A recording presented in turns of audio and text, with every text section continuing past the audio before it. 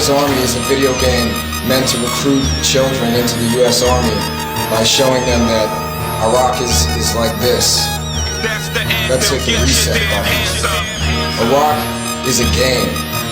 And so we decided to send them a message about what Iraq is, because we can be more than signposts in the street. On deployment, I realized a lot of things about the reality of what was going on the ground on a daily basis in Iraq, and I realized that things didn't add up. The way that the media and the government was projecting the war to the American people wasn't what we were seeing on the ground in Iraq. And I realized when I came home that rather than being indifferent, just like, you know, the typical misinformed person, then I might as well stand up and have my voice be heard about it. You know, because I have, as a veteran, a first-hand experience as to what's actually going on. But think that we're way beyond saving, like the new immigration, some modern-day slavery. I was in Iraq during the first year of the war, and I saw how the sentiment of the Iraqi people changed from "thank you for getting rid of Saddam" to "get the hell out of our country." In the 5 years that our nation has been in Iraq, or rather that our nation's military has been in Iraq, while the rest of the nation is out at the mall, America has not become safer. The war in Iraq is breeding contempt for the United States all over the world, and it creates, rather than hinders, terrorism. What is it that drew you to IBAW? An undeniable sense of justice, an injustice done that needs to be righted. So it draws me to IBAW. I don't know. For people who don't know what that injustice is, tell them what it is. Well, the injustice of a war based on lies, you know, and the occupation sustained by lies, and the sick feeling that I get in my stomach when I'm really forced to confront that and think that I enthusiastically risked my life for a lie. Well, how about like multiple wars of aggression? The fact that our Constitution's been butchered, the fact that Americans no longer have their own privacy due to the Patriot Act, the fact that habeas corpus is no longer standing. I mean, the fact that torture was allowed, the fact that you know, they're trying to crack down on people's freedom of speech, and that's not acceptable. You know, I didn't fight for this country to see freedoms get taken away, and they're not going to be taken away because people aren't going to stand for that. There's bombs over Baghdad, but we're dumb, blind, and deaf unless we're left holding the bag. Like these war orphan kids who never knew their dads, are left with their hands on their chests, clutching folded up flags. And while Blackwater soldiers keep shooting, as long as they're corporate prostitutes. In accordance with Army Public Affairs regulation, the opinions expressed in this speech are those of the author and do not reflect the official opinions, positions, or policies of the Department of Defense, the United States Army, or the United States government. Okay, what you got to ask me? 1346-1 or .1 allows you to speak up, allows you to have these rights of dissent. The regulation governing protest and dissident activities. You're allowed to do these things. It's just that commands don't always recognize that. No one wakes up and says, you know what? I'm a service member, I'm a veteran, I want to be an anti-war activist. Nobody does that. You know, it's a little too hard.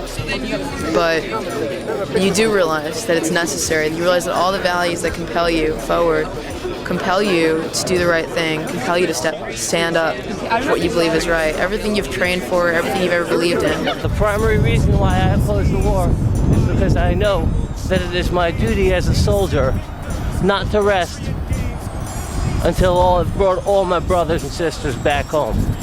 Just because I got my discharge doesn't mean I could just continue on living my life. First general order is I will guard everything within the limits of my post and quit my post only when properly relieved. My post as it stands right now is watching the back of the service members who are currently in Iraq. Keeping an eye out for them on the home line.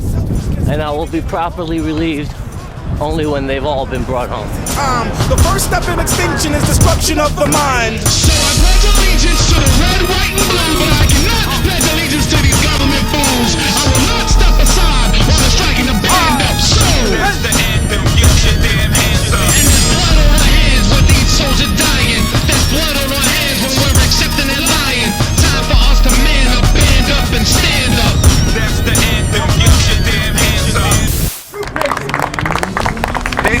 Patriotism is not blind loyalty, but rather loyalty to principle.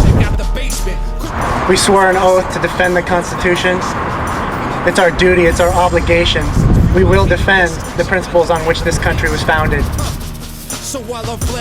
First, last, and always, I am an American soldier, sworn to defend the Constitution of the United States against all enemies, both foreign and domestic.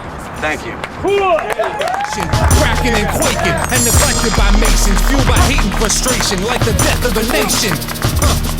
We've heard from generals on the ground who have made it abundantly clear that they care more about their careers than the truth or doing the right thing.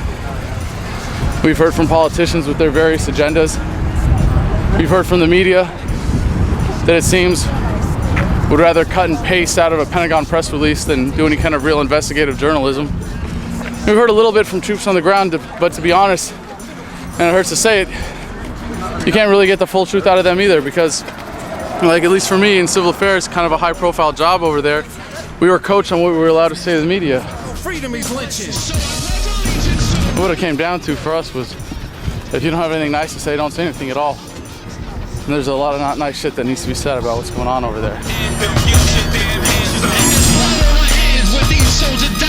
It is very common when you come home to feel alone, even if you're around a lot of friends and even if you have support from your family, because you've gone through this transformative experience and then you come home and have all these stories and all these things that you saw and did, and you can't share them, and you're unsure how to share them. And then especially when you come back and your friends and family and just the public at large really don't know what's going on and really aren't interested, and that's really hard and that's very isolating. So even if you have a good support system, you can still feel very alone. It says "You are not alone" on the back of my sweatshirt here and the sweatshirt of us, because it's difficult to speak out in the military. It's frowned upon, and you know, a lot of soldiers are looking around at what's happening in Iraq, and they strongly disagree, but feel like they can't speak out, and you know, they might feel like they're alone in their beliefs, and we're here to tell them you're not alone. Other soldiers see how screwed up this government is right now, the corruption of this government, and we're going to bring justice on behalf of these soldiers and bring them back, get them the treatment they need, and try to get reparations for the Iraqi people. It's been really helpful for a lot of people to be around other veterans, and particularly with Iraq Veterans Against the War, we offer that place for veterans who are questioning the occupation in Iraq, questioning what their military service was, and coming to some different conclusions than they had if they were idealistic, as young people going in, or supported the war in the beginning, or anything like that. We offer a place where people can come forward and talk about their experience, and that's welcomed. And so I think a lot about what IVAW is about supporting each other and trying to help each other come back in and reintegrate into the society in a healthy way, while at the same time continuing to fight for our brothers and sisters who are still in the military and for what's right. While I was in, I never even heard of IVAW while I was still, active, but, after having been out and knowing, how the Iraq War is affecting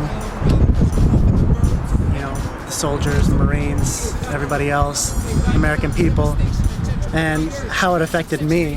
When I actually found IVAW, it was like, a breath of fresh air. Like, I felt isolated before that. Like, I felt like I was the only one that thought the way that I did and felt the way that I did, that had served. It's like finding family. The camaraderie that you had while you were in is here, or even better, in some cases. There are so many service members and veterans who are against this war. I encounter more service members myself because I'm still in. And I hear so many of them saying, this war is meaningless. This war is a joke. We should pull out. Why aren't we pulled out now?